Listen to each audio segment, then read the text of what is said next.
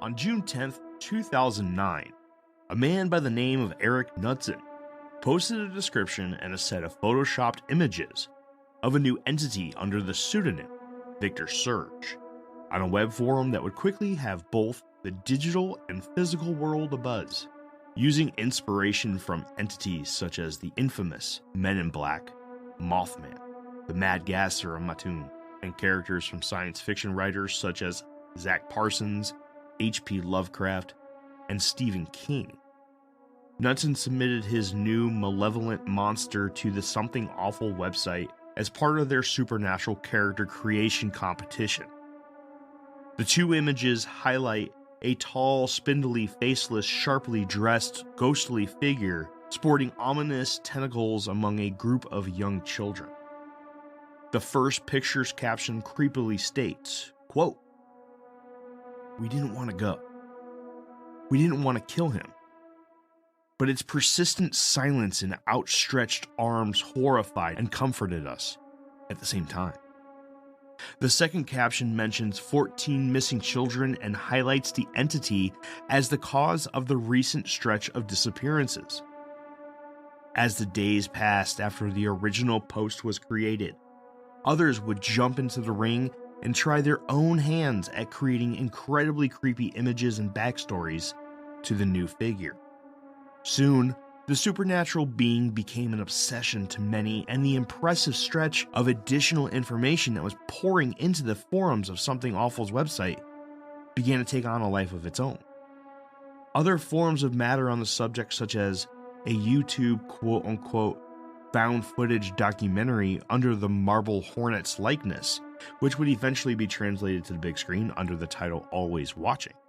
5 days later, the transfer of a digital nightmare to the physical world began when a user of the same website, by the username of ThrowUp, described an eerily comparison to the German mythical creature known as the Grommen, or the Tall Man, of Germany's own Black Forest. This comment, which outlines a very old and known mythological being, is thought to be the most probable connection that brought Knudsen's submission out of the realm of fable and fiction and into the real world, where it would influence deception, death, and obsession of those that believed it. And on November 6th of the same year, the incredibly popular national radio show Coast to Coast AM would take a rather large number of calls from people who have reportedly encountered the being. Reports range from running into it in the forest, jump scares and reflections of mirrors, to succumbing to its presence and torture during episodes of sleep paralysis. Those that believed in it and encountered it would soon be known to worship and commit heinous acts in its name. Acts such as the attempted murder of a child committed by children themselves. This is the origin, background, and facts about the internet urban legend boogeyman turned real-life malevolent entity known as the Slenderman. Welcome back to Infinite Rabbit Hole. Imagine that this line represents the time, present 1985, future, past. Prior to this point in time, somewhere in the past, the timeline skewed into this tangent, creating an alternate 1985. Alternate to you, me, and Einstein. Fuck. Reality for everyone else.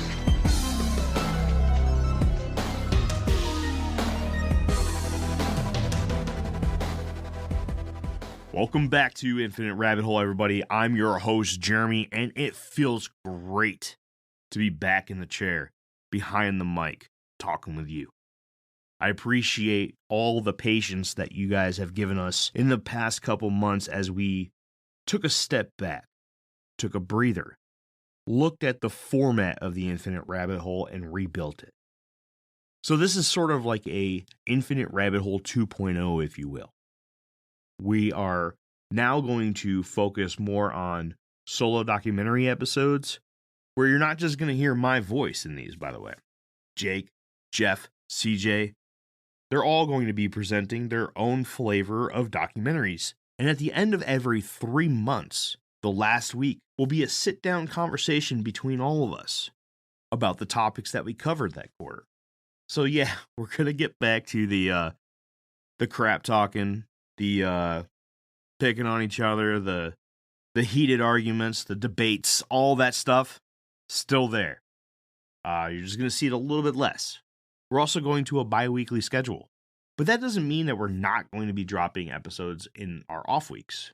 If an interview arises, or we get a guest, or we have something to talk about, we're going to record and we're going to throw them out there for you guys to enjoy in those off weeks. But the documentary type episodes will be every other week. And we will not be posting every week like you're used to. Unfortunately, we don't have a big crew. It's just us. Nobody's there doing our research. Nobody's there writing our script.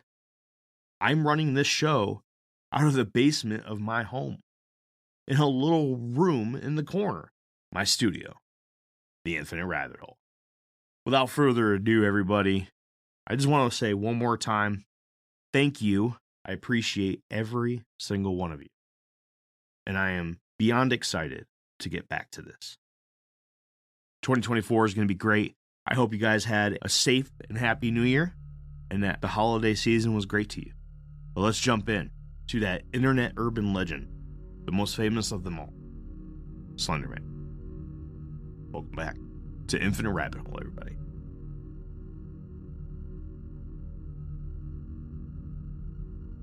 Slenderman the Tulpa.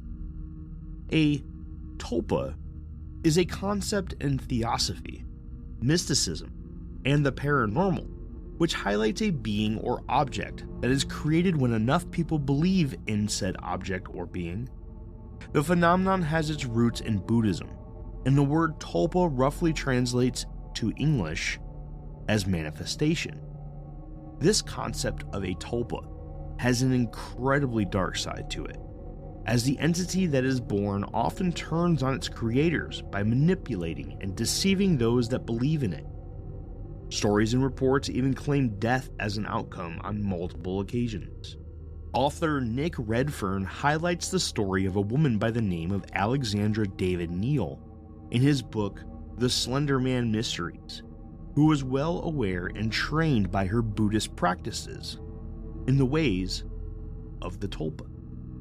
In a stretch that was referred to as quote-unquote months, David Neal finally witnessed her tulpa in the flesh, in the form of a joyful monk. The figure began as a shadow-like entity, and as time went on, it would manifest into something much clearer and more physical, to a point that she referred to him as living in her apartment. She would mention in her 1958 book Magic and Mystery in Tibet that the monk slowly began working under his own power. Eventually, she no longer had to think about him in order for him to manifest. He was doing it completely on his own. She began to understand the issue that she had created for herself when he first made physical contact by grabbing her by the shoulder. The chubby, friendly monk that she brought into existence was slowly morphing into a much slimmer and menacing being that eventually completely severed all connection with her. Before things got too dangerous, she consulted with a Lama friend who guided her on a nearly 6-month process to rid herself of the being. Alexandra David Neal lived until she was 101 years old, and through author Nick Redfern's book, gave us a great example of a practice now known as tulpamancy. The process is described by many with a comparison to the birth of a physical baby. The birth being the first thought in which the tulpa is created in a non-physical form within your mind, an incubation period that processes the creation of major and minor details about the subject, which can last months or even years. This period develops faster and stronger with the more time that it is spent in thought. Eventually, after a significant amount of energy and time spent on it, the tulpa appears in the physical world. First, as an underdeveloped image or entity that only its creator can recognize. As time passes and more energy is used on its development, The imaginary umbilical cord that connects the host with the tulpa is weakened as the details of its existence and abilities in reality become sharper. Finally, the tether is completely severed and the tulpa becomes real, and in some cases, the reported physical being can be witnessed by others.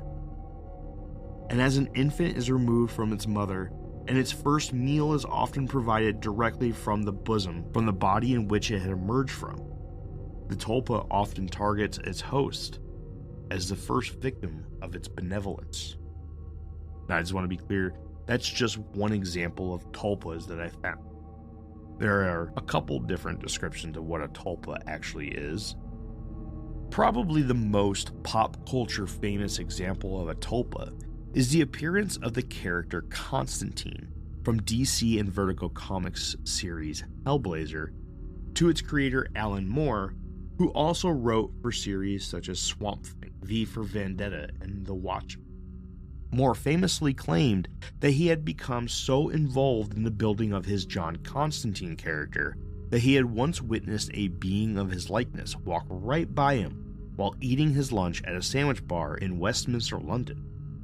According to Moore, this was not someone who simply looked like the character. This wasn't a person dressed as the character because he hadn't even been announced at that point. This was John Constantine. This being stared at Moore, slightly nodded his head, then turned and walked away. Could Eric Knudsen unknowingly have created a tulpa from the minds of the obsessed? A simple submission to a fictional character competition that began with thousands of people from all around the world becoming enamored with a ghostly figure without a face. A story that was given to the entity by those that followed may have developed the tulpa in the minds of each individual that was following the birth of this entity. A being that was based in online fiction that would soon embed itself into the absolute obsession of those that believed in it. Could the collective minds of those that developed every single detail of its existence have created a being that tortured those it came in contact with and would lead some to murder in the real world? Could Slenderman be a tulpa? An internet myth and legend. Slenderman is quite different from many other urban legends or mythologies.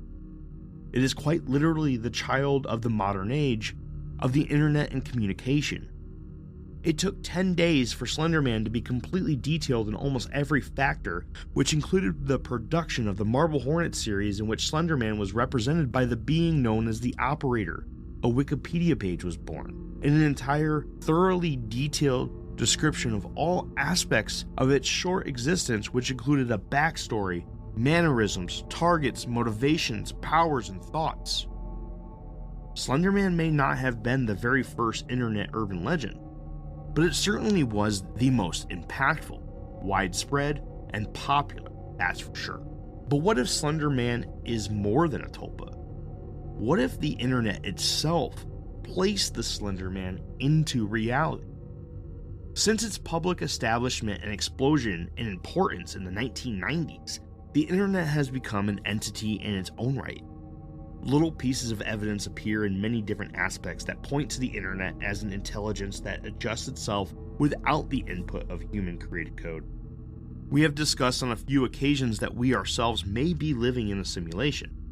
And in regard to the Slenderman topic, would it be too much to think that when enough human beings believe in a particular subject, the system that establishes and runs our reality creates its own form of a tulpa? Many have looked at the internet as a way to possibly establish a connection with the simulated world that we live in. The engine, if you will. Sort of like when M. Night Shyamalan appears in all of his own movies. The internet could simply be playing a character with incredible importance and influence in the way that the world runs and thinks. In the movie 2001, A Space Odyssey, we are introduced to another form of malevolent machine by the name of HAL 9000. By the end of the movie, we learn that HAL learns of its own demise and in response throws an enormous tantrum and attempts to kill all humans on the Jupiter-bound spacecraft in its final throes of life. Could the internet be the cause for most of the inconsistencies found in the physical world? Unfortunately, the answer is that even if it were all true, we would probably never know. We would find ourselves unknown slaves of a digital master that we never meet or know exists. But in Nick Redfern's book, The Slenderman Mystery, Redfern tells the story of Lacey, a flight attendant from Erie, Pennsylvania. Lacey, like many others who have encountered the Slenderman, had become obsessed with the subject. She conducted research for many different sources, including Robin Swope's book, Slenderman, From Fiction to Fact. One night, Lacey was at home alone when her laptop's power turned on and signed in all on its own. The image that was portrayed on the screen was that of an elaborate being that she described as a hybrid of a man and a bug. This was eerie, of course, but it wasn't until the second occasion that Lacey really connected the dots and realized that this may have been one of the only occurrences in which Slenderman appeared outside of his famous black suit. 2 nights later, the same events would unfold, but this time, instead of seeing the strange man-bug creature, the detailless face that Slenderman has made so popular was all that appeared. Lacey's series of events with what she believes to be the Slenderman came to an end a few weeks later as she was wrapping presents for Christmas on her living room floor. Her laptop turned on and a voice eerily stated, quote, "We are friends," then promptly turned off. Lacey responded by deleting all of her research on the topic of the Slenderman and burning all of her books regarding the topic. It is Lacey's belief that it was her massive amount of research on the internet that led to her events. With an ever-growing amount of incredibly smart individuals in agreement that there is a high chance that we live our lives within a simulation, individuals such as Elon Musk, Neil deGrasse Tyson, and Ray Kurzweil. Is it too far of a stretch to believe that Slenderman is simply another being crafted by the digital code that makes up our existence? Influences. As stated in the intro of this presentation, Eric Knudsen listed a pretty lengthy list of cryptids, mysterious beings, and authors who influenced his creation of the Slenderman. Those being the Mothman, the Men in Black, Shadow People, and the Mad Gasser of Mattoon, with authors such as H.P. Lovecraft, Zach Parsons, and Stephen King. As a child, Lovecraft was commonly visited by beings of faceless shadows, in which he referred to as night gaunts, which would be transformed into other types of creatures by the same name in his fictional writings.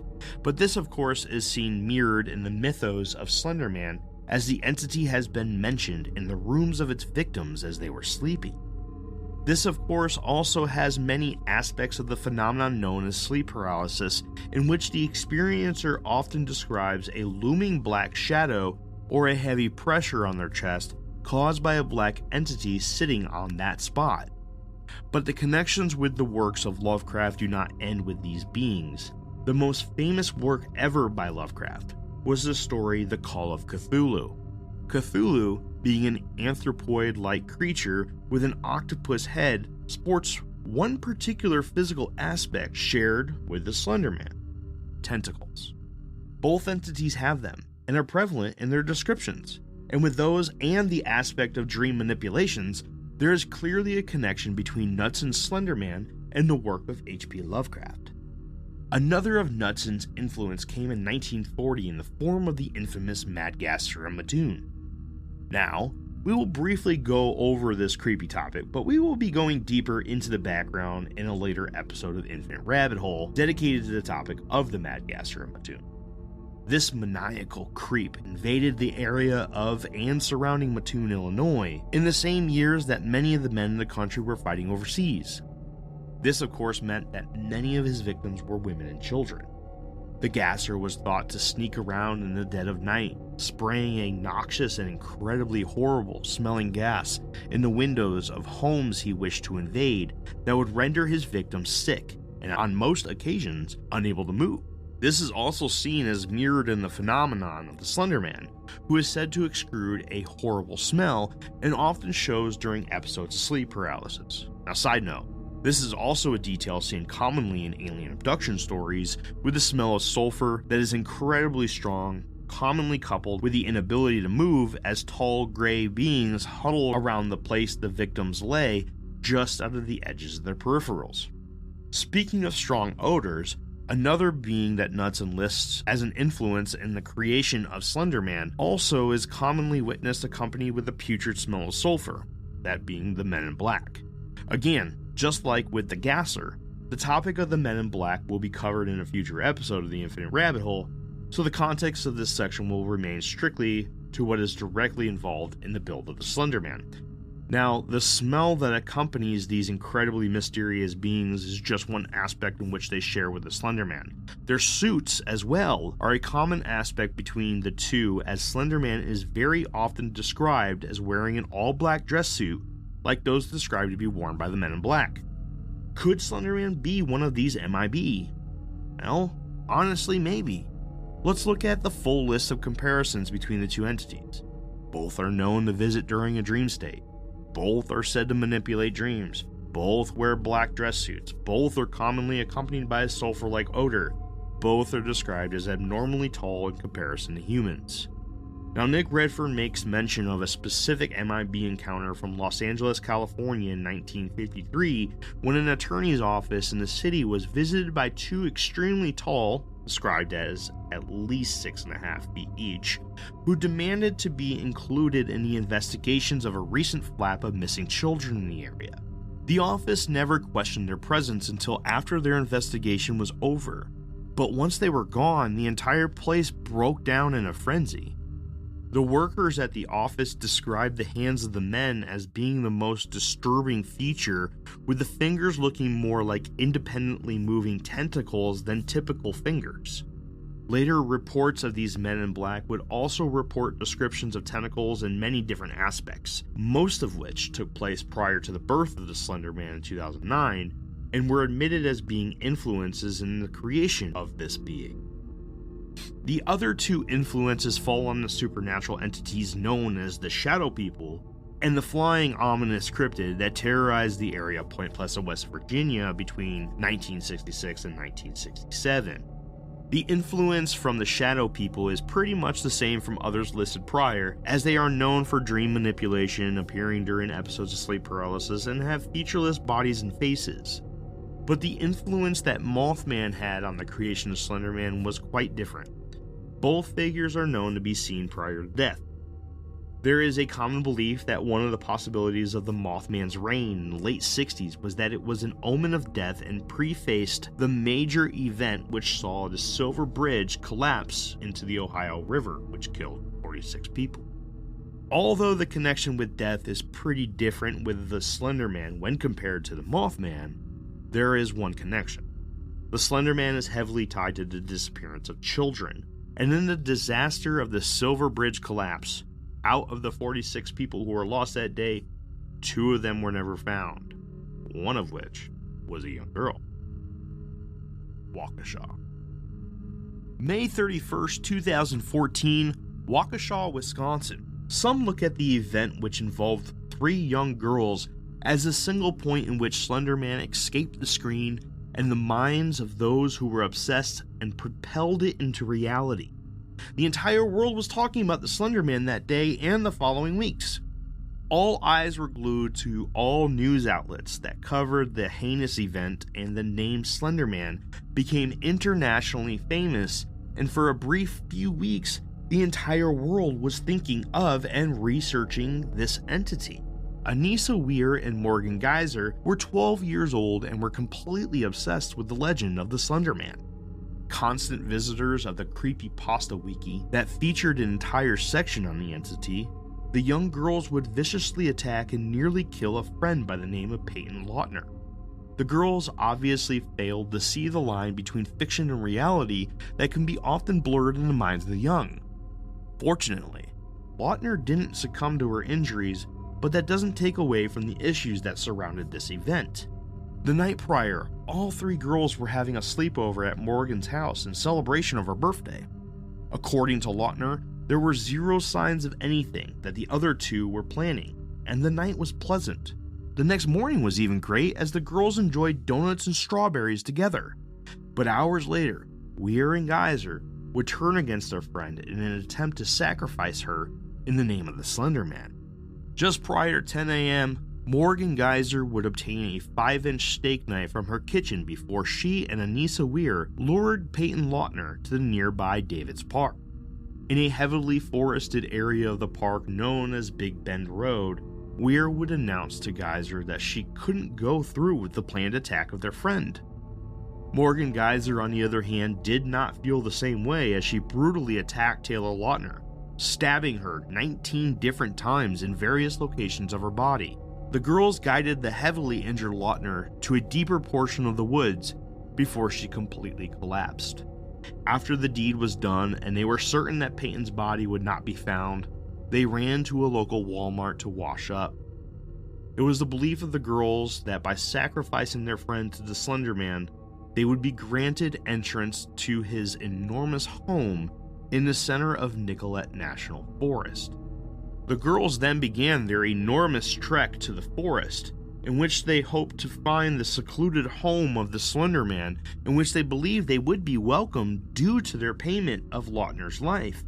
But little did they know, Lautner pulled together the dwindling strength that she had left and made it as far as a sidewalk along the road, where a passing biker found her and called emergency services.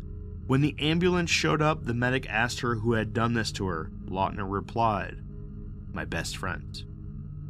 Peyton Lautner suffered a punctured liver, stomach, and pancreas, but the most concerning was a puncture wound that was near hairs away from a major artery to her heart, that if slightly off or even a deeper puncture where a thicker part of the blade would have entered, Peyton Lautner would have quickly passed away. During the interrogation of Weir and Geyser, the girls came off as incredibly knowledgeable of a being that neither investigator was familiar with. They described the being in all of the details needed in order for them to be granted access to his home. They became very upset when they found out that Peyton didn't succumb to her injuries, as the girls believed that due to their failure, their families would be targeted by the Slenderman. Other than the slight concern of their families, neither girl showed absolutely any remorse for their friend or their actions. Later on, during psychological evaluations of the girls, it was discovered that Anissa Weir was thoroughly convinced that she had seen Slenderman stalking her from the tree line wherever she went. She even claimed that the entity terrorized her dreams regularly for as long as she could remember, a time frame that she estimated to be around 3 years of age. Side note, this would mean that she was having encounters with the Slenderman prior to Knutson's posting in 2009. But in the documentary Beware the Slenderman, Morgan Geyser's mother mentions how Morgan was constantly claiming to have been terrorized by unseen persons in her room at night that would flick her hair and leave bite marks on her body.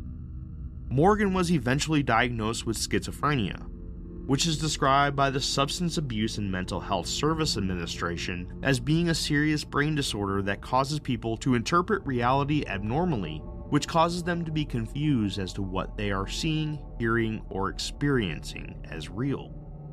In 2017, Anissa Weir pleaded guilty to attempted second-degree murder but was found not guilty as a result of her psychological state. She was sentenced to 25 years at the Winnebago Mental Health Institution in Oshkosh, Wisconsin. But in 2021, it was ruled that she was no longer a substantial threat to herself or others and would be given a conditional release which required her to be GPS monitored until she turned 37, which would have been when she was released from her original sentence. On September 12, 2023, just over a few months ago, a judge granted her freedom from the GPS stipulation and now lives a completely free life with conservative check-ins. Also in 2017, Morgan Geyser pleaded guilty to attempted first-degree murder, but was also found not guilty due to her psychological state. Her defense was set on a kill or be killed belief, which ultimately failed, and she was sentenced to treatment at a mental health center at the maximum of 40 years. Peyton Lautner underwent intensive surgery in Tampa Bay, Florida, where repairs were made to her liver, pancreas, stomach, and heart. Her mother, Stacy, would later come out and say that she discovered that Peyton would sleep with a pair of scissors under her pillow for a very long time. As of 2021, Lautner was enrolled in an undisclosed college pursuing a career in the medical field. Interesting. The night prior to the vicious attack in Waukesha, the radio program Coast to Coast AM would highlight an interview with Bill Murphy, host of the Sci-Fi Channel's Fact or Faked, The Paranormal Files, in which the topic of tulpas and the Slenderman were brought up. The specific conversation was centered around the tulpa effect and how the sightings of Slenderman could very well be due to the entity being a tulpa itself. Here we see our first possible synchronicity in the events surrounding the Slenderman. With the massive number of listeners that Coast to Coast AM has around the world, it is safe to say that there was an immense amount of thought being placed on the subject of the Slenderman that night. It gets even crazier when it is realized that this conversation continued for hours, well into the morning of the 31st, which was the day of the attack. More specifically, in the year 2014, Coast to Coast was listened to by 2.25 million across the world on an average week. Could this be an effect of the phenomenon known as synchronicity? Synchronicities being the moments of meaningful coincidence where events occur randomly but are connected by meaning, not by cause. Was this simply a random set of events with one having zero relation to the other? Or was this a synchronicity that set certain events in motion due to the effects of a massive amount of thought power being placed on a specific subject? Or maybe, was this event that almost took Peyton Lautner's life set in motion because the girls were simply listening into the wildly popular show the night prior? The next synchronicity that Nick Redfern points out in his book The Slenderman Mysteries is the connection between the events in Waukesha and the 2006 movie Pan's Labyrinth. In Pan's Labyrinth, a little girl by the name of Ophelia is said upon traveling into the forest in a long, twisting path of strangeness that borders on insanity. In the forest, she comes across a character known as the Pale Man. Now, the physical differences are there for sure, but the similarities are there as well. Both have featureless faces, both live in a lost building in the woods, and both are tall and thin. By the end of the movie, Ophelia's life comes to a tragic end in the forest. The similarities slightly continue, but for the most part, this is the bulk of them. But another interesting tidbit on the topic of the Pale Man in Pan's Labyrinth is that the actor who played the Pale Man went on to then be cast for the role of the operator in the previously mentioned movie Always Watching by Marble Hornets in 2015. The character being heavily based on the likeness of the Slenderman. A week after the event in Waukesha, Wisconsin, another stabbing would take place in the name of Slenderman in Hamilton County, Ohio. The mother of a 13-year-old girl had come home from work one night to her daughter waiting in the kitchen wearing a dark hoodie and a pale mask while brandishing a kitchen knife. The woman approached cautiously before the girl lunged forward, cutting her mother in the throat, back, and face. It would soon be found that the girl was secretly living an obsessed-filled life with a mysterious legend. A journal was found with letters to Slenderman, with hand-drawn pictures. Her Minecraft world was dedicated to creating a place for the Slenderman to live. Web searches and reading material all pointed to an obsession that highlighted a highly disturbed individual, with a confusion on the reality of what at the time had become a popular meme in some sense. Her mother would describe that she believed that her daughter was not in control of her body at the moment of the attack. She wholeheartedly believes that something else had attacked her while using the physical body of her daughter. In a way, she blamed the recent news of the Waukesha attack as a direct influence on her daughter's psyche and actions. 3 months after the Ohio incident, another attack would take place in Pasco, Florida, and this time it was a 14-year-old girl. This weapon was a bathroom towel soaked in bleach and alcohol. The young woman, who was extremely pissed at her mother for asking her to do a few chores earlier in the day, set fire to the towel in the bathroom of their home on Hermitage Lane. The girl ran out before the mother and brother safely exited just as the fire engulfed the entire house. Their first concern was for the life of the girl, but soon after, the girl was found in the restroom of a nearby park with a backpack full of water, food, and knives. The girl was taken to the local juvenile assessment center after she had texted her mother an apology from the bathroom that she was hiding in. She was charged with arson and 2 counts of attempted murder, and it was at the Pasco Juvenile Assessment Center that the true issues and ties to the Slenderman were discovered. A journal was found in her room with the words "Keep Out" plastered all over the front, and entries that showed interest in the Waukesha case, including calling the 2 attackers by their names. One particular entry, which may have saved the family's home if discovered earlier, stated, quote, "If this keeps up, there will be no safety in this house." Another disturbing fact was that there were plenty of references to stories on the Creepypasta wiki in almost every corner of the notebook. In January of 2014, newlyweds Amanda and Jared Miller moved into a new apartment in Las Vegas, Nevada, where the couple would quickly be well known in their immediate area for their eccentric cosplay of characters such as Harley Quinn and the Joker. But outside of the Joker, Jared would also dress up as a more sinister character, the Slenderman. But his interest in the character didn't stop at playing dress-up. He was completely obsessed with the phenomenon and the news blurbs that were making headlines from other parts of the country. Over the next few months, Jared began developing a complete hatred for authority in the way the modern country was heading. He began purchasing dark clothing, military vests, weapons, and started posting what can only be perceived as hate speech for the topics he disagreed with. His wife Amanda would follow suit and type up a public post on Facebook claiming that she might go out and go on a shooting spree. Little did the world know, but these two would become 2 of the most hated people in the history of the United States. It all began on the morning of June 18th, 2014, when the couple exited their apartment dressed in full military-like gear and walked down to a local pizzeria. Nobody paid any attention to them, as it was pretty normal for the couple to dress up. Many believed it was just another cosplay item. As they entered the restaurant, the pair approached officers Alan Beck and Igor Soldo and opened fire. Officer Beck was shot in the back of the head before he even recognized that there was an issue, and Soldo succumbed to a shot in the throat. The couple dragged the officers into the middle of the restaurant, took their guns, ammo, and badges, and casually walked out before running to the nearby Walmart. Upon entry, Jared fired into the ceiling and demanded that everyone leave immediately. One man by the name of Robert Wilcox, a 31-year-old local, recognized the situation and pulled his sidearm out and placed Jared within his sights.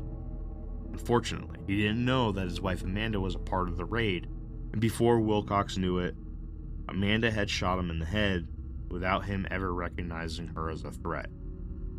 The couple retreated to a deep corner of the store when the police arrived. Jared was almost instantly killed by a barrage of bullets from the officers, and Amanda was killed shortly after with one shot landing in her head. If not for the quick response by the officers, this day could have turned much worse, as the backpack that the couple were carrying around held hundreds of rounds of ammunition, and it was obvious that there was more planned than just the 3 killings. After a thorough search of the couple's apartment, it was found that Jared had a very unhealthy fixation on the character known as Slenderman. Handwritten stories, plans to meet, and pictures from the internet plastered a number of areas of their home. Jared was never able to explain his fascination with the entity, but the evidence proves that this was yet another event that very well could have been in the name of Slenderman. From December 2014 to halfway through 2015, a massive amount of Slenderman-related deaths and attempted suicides would be reported from the 3,500 square mile Pine Ridge Indian Reservation in South Dakota. In this time period, more than 100 young lives between the ages of 12 and 24 attempted suicide, with 11 succumbing to their attempts. The direct descendants of the Sioux, the Oglala Lakota natives, who call this place home, believe in an entity that may sound familiar by the name of Walking Sam, who was referred to as the Walking Man prior to the modern change to his name. According to author Peter Matheson's book In the Spirit of Crazy Horse, the Walking Man is taller than 7 feet and extremely thin without certain facial features such as a mouth, and traverses the forest with the ease of a ghostly figure. This legend also sports a black hat, is able to control one's thoughts and actions through mind control, and lives deep within the forests, which are yet just a few more similarities it shares with the likes of the Slenderman. One particular event in the middle of the string of incidents shows a direct connection with the likes of Slenderman himself. An unknown number of children, some sources say at least 15, were heading out to a remote area of the surrounding forest armed only with rope, with the intention of hanging themselves from the branches of the trees. Luckily, a local pastor by the name of John Two Bowls heard of the plan and stopped the children before the already alarming number of child suicides grew immensely. It was a minister by the name of Chris Carey that would discover that the children were encountering the likes of Walking Sam on the internet, who was convincing the children to take their own lives. Could Walking Sam, aka the Walking Man, be one and the same as our Slenderman? And does this prove that the Slenderman could have existed under other names prior to the 2009 post from Eric Knudsen, essentially proving that the long-believed origin was not the beginning of the legend, but rather a simple adaption of an already benevolent spirit? Ancient Evil. In the August 2014 edition of the Fortean Times magazine, Jenny White Coleman, wife of the proficient and famous cryptozoologist Lauren Coleman, had her article titled Shadows of the Thin Man published, in which she describes the Slender Man as not just an internet meme and creepypasta, but rather an entity of pure evil, closer to the likes of the devil himself, or a demonic entity. She describes it as the perfect collection of attributes that humans don't like. We don't like being small, and the Slender Man towers in comparison to us. The tentacles are very reminiscent of snakes, in which much of the history of humans has had an in-depth fear modernly known as ophidiaphobia. The blank face suppresses our minds from making the connection of human faces in everything we see, which is common amongst fans of Fortean topics as the phenomenon known as pareidolia. He messes with our children. He wears a black suit which portrays the image of authority, and he lives in the deepest parts of the forest far away from the comforts of civilization. Slenderman is the anti-human, a perfect bundle of all things scary in our eyes. This sort of effort shows itself in the form of demonic entities throughout history and time as a way to constantly agitate and deceive their victims. With the likes of an entity showing up throughout ancient history, could the Slender Man be much older than originally thought? The earliest mention of a similar character is in Irish and German mythology, known as the Tall Man. But it's the main character of a famous saga from the 13th century Germany in the pages of the 15th century Lundberg manuscript that may shine light into how old this entity actually might be. This connection was made by author Nick Redfern in the book Slenderman Mysteries. The Pied Piper of Hamelin tells the story of a rat catcher that was hired by the town of Hamelin to rid the area of rats. The mysterious piper played his pipe, which forced the rats into a hypnotic trance, in which they followed the man into the nearby river where they met their deaths by drowning. After the job was complete, the town refused to pay. So on June 26, 1284, 130 of the town's children disappeared from its streets. This day marked the celebration of the Catholic saints of John and Paul. So while the children were outside playing in the streets, the adults were in the church's congregation celebrating. It is the belief that it was the Pied Piper that had returned and hypnotized the children at this time in a similar way he did with the rats, but instead of heading for the river, he lured them into the deep forest up the nearby hills and to his abode. There were 3 children that did not fall victim to the Piper and therefore were able to retell the events to the adults after the church was released. Although this telling of the story fails to mention exactly what the outcome was with the children, the 1842 retelling from Robert Browning mentions that there was a portal on the side of the mountain that opened up and the kids entered before it closed, and the children were gone forever. But how does this story connect to the phenomenon of the Slender Man? In almost all tellings of the story of the Pied Piper, he's described as abnormally tall and thin, with a strange outfit, who has the ability to control the minds of children to places he calls home in the deep woods. Yes, a few things are missing, like the featureless face, black suit, and tentacles, but as we see in earlier versions known as the Tall Man, it does seem that the entity evolves with time. So could the Slender Man be an ancient evil with a modern look? Encounters.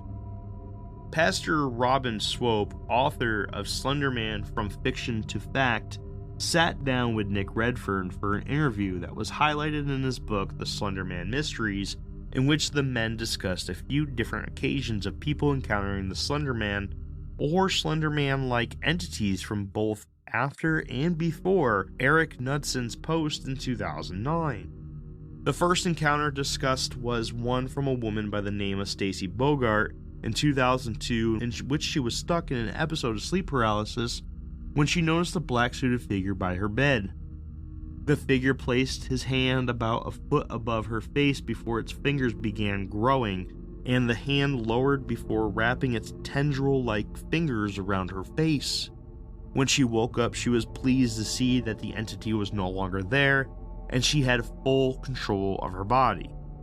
We saw something like this earlier in this presentation when the 2 tall men arrived at an attorney's office in Los Angeles. They too had very large tendril-like fingers. The next encounter was told to Swope in a letter from a fellow unnamed pastor from Ohio, in which he witnessed not one, but an entire group of Slenderman-like entities in the tree line surrounding his field back in the 1950s. The beings began walking towards his position in his garage from behind his neighbor's house and into his field before the pastor retreated into his home. He described these slender people as varying in sizes from extremely tall to about the average height of a young teenager. The small beings were holding the hands of the taller ones as if they were child and parent. When the pastor went to his window in his house to watch the eerie beings, they were no longer there. This stands as a rare but not unique encounter where there are more than one of these slender people in one place. In the English county of Staffordshire in 2001, a man by the name of Mike Johnson had a run-in with the Slender Man in an area known as Cannock Chase. On an early afternoon in June 2001, Johnson was on the search for the Midland hawthorn shrub when he noticed that the entire area was deathly silent. There were no normal sounds coming from the forest and no sounds of the traffic traveling through the winding roads of the chase. Soon he noticed a herd of about 50 deer running towards the same location, but he would soon find out that they weren't running towards something, but rather they were running from something. As he was making the observation, he suddenly realized that he no longer knew where he was. The path that he was following away from the cemetery that he parked at was no longer there. The sun was to the north instead of the west, and his surroundings were completely unfamiliar to him. He suddenly heard voices coming very clearly as if they were right next to him and attempted to track down where the sounds were coming from when he noticed a group of 3 people walking along a path. He could hear their entire conversation and was completely shocked when the group dissolved in front of his eyes. A short while later, they reappeared about 600 feet to his left, but when they reappeared, there were 4 instead of 3. This 4th person was not a typical person, as Johnson would later describe how it stood roughly 9 feet tall, wore a dark gray dress suit, was incredibly thin, sported a completely bald head, and had arms that hung down past its knees. Well, things got stranger as the group got closer to Johnson, and you witnessed the thing place a hand on one of the women's shoulders and recognized that the thing either didn't have a face or that its face was blurred to a point that he could not recognize any features. The woman failed to react to the hand on her shoulder, and Johnson got the feeling that she could not recognize its presence. And as quickly as the event began, it ended. Everything resolved back to its original state. He now was able to recognize where he was, heard birds chirping and cars on the nearby road. This is a specific example of someone describing the Slenderman perfectly 8 years prior to its introduction to the internet. A popular writer of paranormal and supernatural topics, David Weatherly, was also interviewed by author Nick Redfern for his book, The Slenderman Mysteries, in which Weatherly detailed a few accounts that have been reported to him throughout the years. A man by the name of Matt had 2 separate run-ins with the Slenderman, as is pretty common among experiencers. Both encounters were reported to Weatherly prior to 2009 and also detailed a good description of the modern-day moniker of Slenderman. When Matt was a child, he remembered a constant onslaught of visitations at night when he would witness a tall entity in his room with no face, dress outfit, and long tendrils. He would not only see this being in his room while he was awake, but he would also see it in his dreams. This would happen quite often when he was a child, but then the event stopped. And it wasn't until he was 29 years old, living in a completely different state, that Matt witnessed the being again in the tree line surrounding his house late at night. So that's it, everybody. That is everything I got on the Slenderman. Now, what do you think? Could the Slenderman be an actual entity? Maybe not a physical one. Maybe he is a physical one. Or it is a physical one. Let us know. Head on over to any of our socials. We're on X, Instagram, Facebook. Find the post about this episode and let us know. Leave a comment. Tell us. What do you think of the Slenderman? Is he a tulpa? Is he an ancient being that's adapted to modern times? Or is this all bullshit? Let us know. Well, next time, travelers, we're heading in a completely different direction. We are going to cover a topic that I specifically chose for this date, January 16th, 2024, 2 days after my birthday. We are going to be covering a topic that I have been wanting to cover for a very long time. I have talked about it here and there, made little comments, referred to it, and have been kind of promising you guys for a very long time that we're going to cover it. We're covering screen memories and the relationship between aliens, owls, and UFOs. It gets crazy, everybody. Some crazy stuff. There's some stuff in there that might just open your eyes to some possibilities. Are you one of those people that are seemingly just followed by owls all the time? Maybe more often than the typical person? I know I don't see them very often. But there's some people out there that seem like they're being followed. And are they actual owls? We'll find out in 2 weeks. But once again, I'd like to say thank you for sticking with us, everybody. It's good to be back, and I'm ready to blow some minds. My name's Jeremy, and I'm today's host of the Infinite Rabbit Hole podcast. Until next time, travelers, we'll see you down the next path in the fork of the Infinite Rabbit Hole. Goodbye.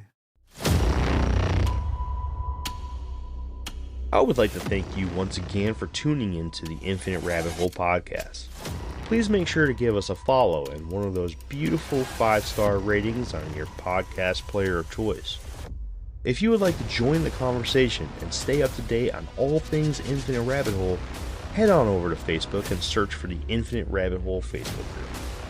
You'll know it's us when you see the logo. If you would like to help contribute to the cause, there are a few ways to do so. First, head on over to anchor.fm/Infinite Rabbit Hole and click on the subscribe button, where for $5 a month you'll get access to all our old episodes that will never see the free spotlight ever again. It's horrible stuff, but if you're into that kind of thing, then go check it out. Second, head on over to InfiniteRabbitHole.com and click on the IRH merch shop tab and grab yourself a sweet t-shirt, sticker, or whatever else you see that you wouldn't mind owning. Until next time, travelers, I'm Jeremy, and I'll see you at the next fork in the path of the infinite rabbit hole. Bye. This line represents the time, present 19